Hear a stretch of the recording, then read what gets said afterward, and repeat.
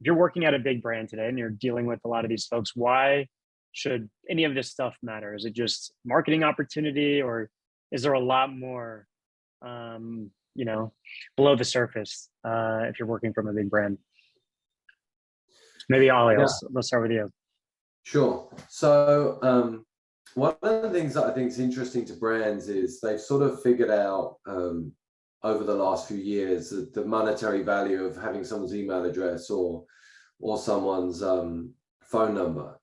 And over time and aspirationally, they'll get to the stage with knowing a wallet as well and having a relationship with a wallet, which isn't exactly a person, but it is a wallet. So there's a fascination for some brands there that are customer data centric. I think as well, in traditional fan models, you know, the three of us could all watch a YouTube clip and or all subscribe to a Patreon account, but you don't really know. It's very sort of like digital and not analog on like how much of a fan each of us are when we do that. We all become a sort of one number associated with that. And, you know, it could be the case that for that Patreon account, Drew would pay $100 a month to continue and maintain his fandom for that fan. It could be that you put the price up to $4.50, or you just remind me that it's $4 a month and I'm out. So Web3 has some very interesting tools that enable that sort of like dynamic participation and truly enable some companies to understand who their super fans are and also reward them accordingly. No, it's a great. That's what we're focused on with a lot of brands. Nice. It's a great point. I think that's certainly, you know, one of the more interesting use cases. I think a lot of perhaps our attendees here, and I don't want to speak for anybody, but they think of NFTs and they think either CryptoPunk or Bored Ape, or perhaps just a generative piece of art that lives online, like the way that you got indoctrinated, Ollie. Shiv, what are some other different types of applications and use cases that you've seen at Lazer around how brands are using NFTs? Mm-hmm. Yeah, honestly, just building on Ollie's point, like it really comes down to the LTV CAC equation, right? And so a lot of these brands kind of look at those lenses.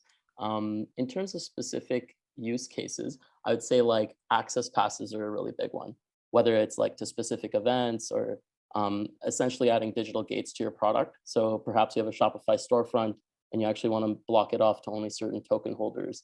Maybe some of those that own the certain Rolex or, you know, certain Dolce & Gabbana fashion or whatever you want to call it, right? And the great thing is those access passes have liquidity in a public marketplace. So like you could sell it on OpenSea, or you could figure out other ways to, you know, perhaps give it to other people and stuff like that, right? Then there's like also the piece of like collecting the addresses themselves. So you do a big PFP drop, 10,000 or maybe unlimited, and you can collect all these wallet addresses, like similarly to how you would collect like phone numbers and emails, just as Ollie was saying, right? So there's this value as well. And, you know, in phone numbers, emails, like you have to figure out how to associate this data with the user and then extract value. With wallet addresses, you kind of see like what the wallet is doing, the activity on chain, and you can use that to kind of create the social profile for deeper marketing, like targeting and seeing what else they own and stuff like that, right? And then there's like pure marketing outreach, like exclusivity of like different brands doing cross collaborations and stuff like that. So you get their OG metrics of like impressions, conversions, but also some new metrics in the space, like the number of unique wallet addresses, for example, right? And then there's like re-engagement tools as well. So now you have their wallet addresses, you have their PFP or something, and you might want to airdrop them some new utility, as long as you associate some utility with this NFT or this new things that you're dropping, right? So yeah, there's all these different ways. And I think the last probably big one is, or there's two more big ones, I would say. There's like rewards, which is like, you know, just as Ollie was saying, like people are, you know, using your platform, how long are they using it for? And maybe those NFT data can be dynamic in that sense. So you can really, really reward those users, right? And then we have like just raising a treasury. So like some of the smaller brands and stuff might want to just do an NFT drop and have a mint price, and all of that goes to some community owned treasury perhaps. And maybe the users can vote with what they want to do with that, and stuff like that. So yeah, we've seen all of those use cases come through.